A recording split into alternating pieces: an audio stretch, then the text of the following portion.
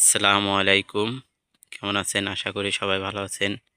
এই মুহূর্তে আমরা চলে আসলাম একটি বিশাল একটি বড় ওল গাছ কৃষক ভাই লাগিয়েছে। দেখেন ওল গাছটা কত বড়। ভাই, জি ভাই। এ ওল গাছ এত বড় কিরাম বানাইছেন আপনি?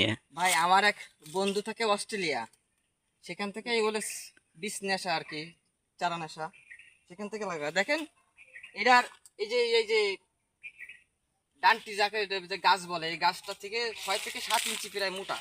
তাহলে ওলটা কত বড় হবে সেটা চিন্তা করে দেখেন। আশা করি আমাদের বাংলাদেশের সবাই যদি এরকম এই বীজ থেকে যদি সবাই চারা রোপণ করে যদি এই চাষটা করতে পারে, ফলন বৃদ্ধি হবে। আশা করি আরো আমাদের বাংলাদেশের কৃষকের লাভবান হবে। দেখেন, আপনারাই দেখেন।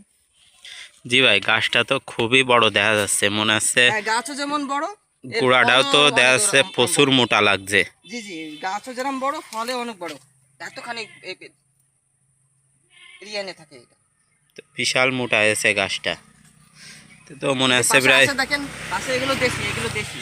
আর এটা হ্যাঁ, তা তো এটা আছে অস্ট্রেলিয়ান, এটা আছে দেশি। দেখেন পুরো মান পাচ্ছেন। তা তো গাছ গাছ এইটুক, তাহলে এবার ওল এইটুক হবে। আর এইটা গাছ এত বড়, তাহলে ওল কত বড় হবে সেটা চিন্তা করে দেখেন। এটা প্রায় 7 থেকে 8 ইঞ্চি, এই গাছটাই মোটা। গাছ আরো বড় হবে।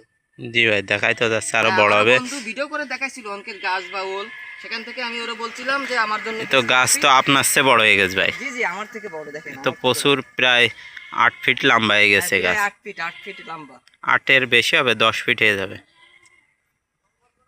তো ওলও তো প্রায় 10 কেজি ওল তো হবেই। 10-12 কেজি, 10-12 কেজি ইজিলি হবে ওল।